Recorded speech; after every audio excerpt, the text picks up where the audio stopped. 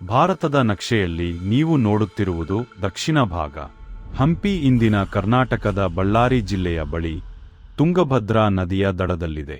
ಇದು ಒಂದು ಕಾಲದಲ್ಲಿ ವಿಜಯನಗರ ಸಾಮ್ರಾಜ್ಯದ ರಾಜಧಾನಿಯಾಗಿತ್ತು.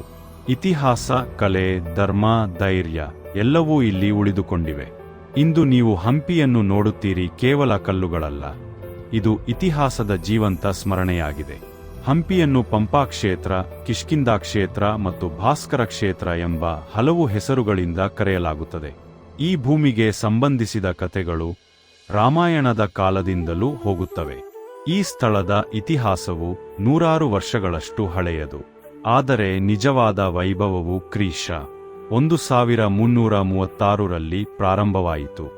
ಆ ಶತಮಾನದಲ್ಲಿ ಹರಿಹರ ಮತ್ತು ಬುಕ್ಕರಾಯರು ವಿಜಯನಗರ ರಾಜ್ಯವನ್ನು ಸ್ಥಾಪಿಸಿದರು. ಅದರ ನಂತರ ಇದನ್ನು 4 ರಾಜವಂಶಗಳು 200 ವರ್ಷಗಳ ಕಾಲ ಆಳಿದವು. ಶ್ರೀಕೃಷ್ಣ ದೇವರಾಯನ ಕಾಲದಲ್ಲಿ ವಿಜಯನಗರವು ತನ್ನ ಶ್ರೇಷ್ಠತೆಯ ಉತ್ತುಂಗವನ್ನು ತಲುಪಿತು. ಅವರ ಅವಧಿಯಲ್ಲಿ ಅಂತಾರಾಷ್ಟ್ರೀಯ ವ್ಯಾಪಾರವು ಉತ್ತುಂಗಕ್ಕೇರಿತು ಮತ್ತು ಈ ದೇಶವು ದಕ್ಷಿಣ ಭಾರತವನ್ನು ಮಾತ್ರವಲ್ಲದೆ ಇಡೀ ಪ್ರದೇಶವನ್ನು ಆಳಿತು. ನೀವು ಈಗ ನೋಡುತ್ತಿರುವುದು ಶಿಥಿಲಗೊಂಡ ಗೋಪುರಗಳು. ಇದು ಮಹಾನವಮಿ ದಿಬ್ಬ. ಪ್ರತಿ ದಸರಾ ಉತ್ಸವದ ಸಮಯದಲ್ಲಿ ಇಲ್ಲಿ ಭವ್ಯ ಆಚರಣೆಗಳು ನಡೆಯುತ್ತಿದ್ದವು. ಸಾಮ್ರಾಜ್ಯದ ಶಕ್ತಿ, ಸಂಸ್ಕೃತಿ ಮತ್ತು ಶಿಸ್ತು ಎಲ್ಲವನ್ನೂ ಪೂರ್ಣ ವೈಭವದಿಂದ ಪ್ರದರ್ಶಿಸಲಾಯಿತು. ಆ ಆಶೀರ್ವಾದದ ಕ್ಷಣದಲ್ಲಿ ನಾನು ಮಹಾನ್ ರಾಜನ ಪಕ್ಕದಲ್ಲಿ ನಿಂತು ದೈವಿಕ ಆಚರಣೆಯನ್ನು ನೇರವಾಗಿ ನೋಡಿದೆ.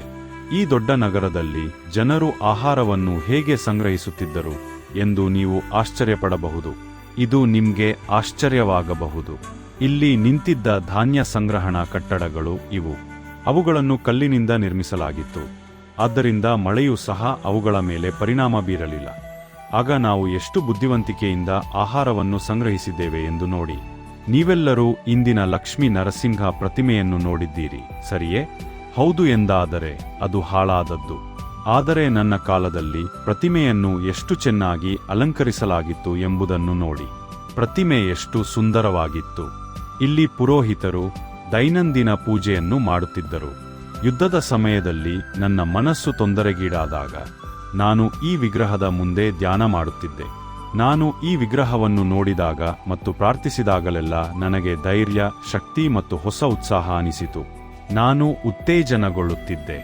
ಈಗ ಹೇಳಿ, ಶ್ರೀಮಂತ ಮತ್ತು ಅದ್ಭುತವಾದ ವಿಜಯನಗರ ಸಾಮ್ರಾಜ್ಯದ ಮೂಲಕ ನಿಮ್ಮ ಪ್ರಯಾಣ ಹೇಗಿತ್ತು?